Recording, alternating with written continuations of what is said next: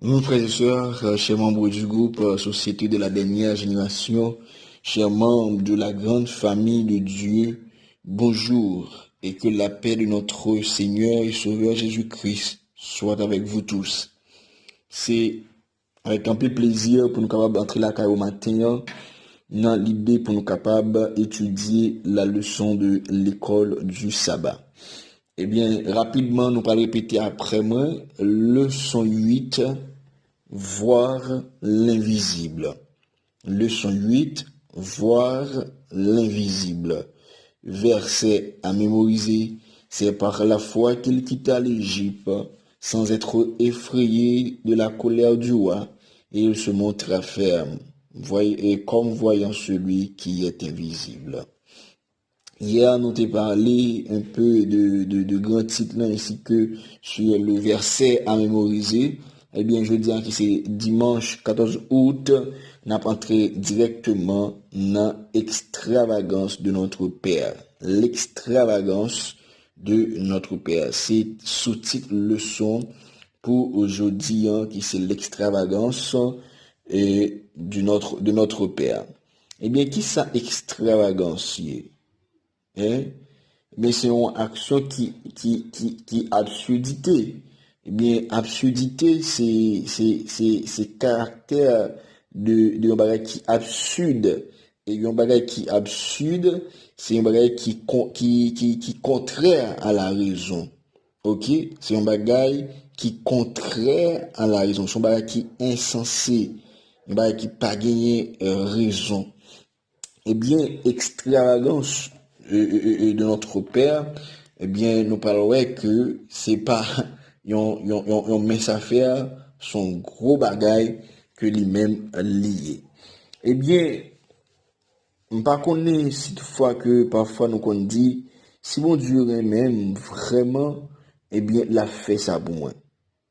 Nous pas qu'on arrive dans des situations, nous dit ça, hein, si nous avons arrivé dans une situation, nous avons dit, bon, si Dieu m'aimait vraiment, il ferait certainement cette chose pour moi.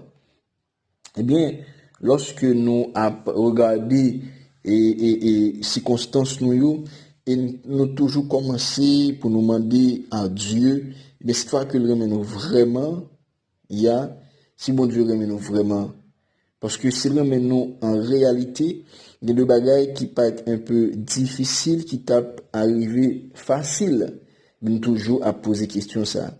C'est que il y a deux raisons il y a qui peuvent mener nous à douter de la bonté de Dieu. Il y a deux raisons qui peuvent mener nous à douter et de la bonté de Dieu. Premièrement, c'est lorsque nous gagnons un désir ardent dans cœur nous et dans esprit nous, ok?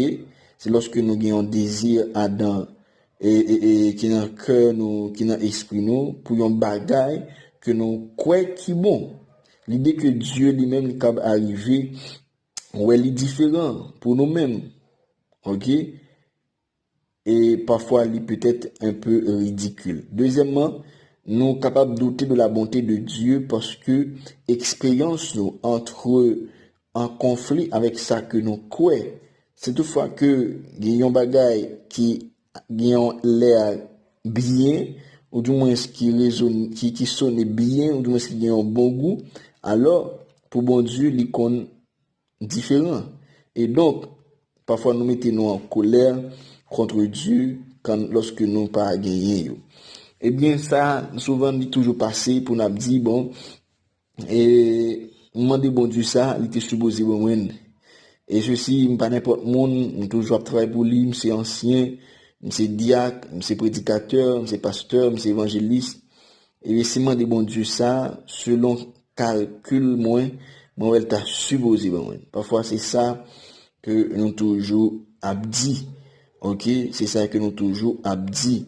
Mais lorsque nous lisons dans Romains 8, verset 28 à 39, surtout dans verset 32, il y a un bagage qui est vraiment important. C'est que bon Dieu, pas peur pour l'été bail Jésus-Christ, ok, et vient mourir pour nous, vient mourir pour pécher nous. Il pas de peur de faire ça, ok? Il pas de peur de faire ça. Mais ça, c'est un trait qui montre que, eh bien, il y a deux bagages que demande bon Dieu, c'est rapidement pour l'état baili, ok? Eh bien, dans Romains 8 de 32, nous voyons que il y a un grand élément et de la logique qui est extrêmement utile pour empêcher nous submerger par nos circonstances. Mais si mon Dieu lui-même n'a pas hésité à tout mettre en jeu pour nous, ok, côté que lui emboîte ces conditions noires et lui exposer au pire pendant que lui voyait son propre fils. La question que nous a posée, est-ce que y a l'autre bagaille que le pape fait, hein, que le pape fait, cette fois que le voyait son propre fils, est-ce que y a un bagaille que le pape fait pour nous? Hein? Comment nous sommes capables d'arriver à penser que Dieu lui-même, les voyait Jésus mourir pour nous et ensuite, il venu méchant et avare?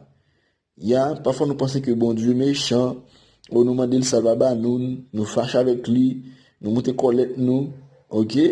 Eh bien, ça lui-même signifie que la vérité sur la générosité de Dieu envers nous, vu de la mort de Christ, eh bien, doit gagner un impact plus fort dans penser que tout doute nous et que tous les doutes que le creuset lui est arrivé mettez en nous-mêmes.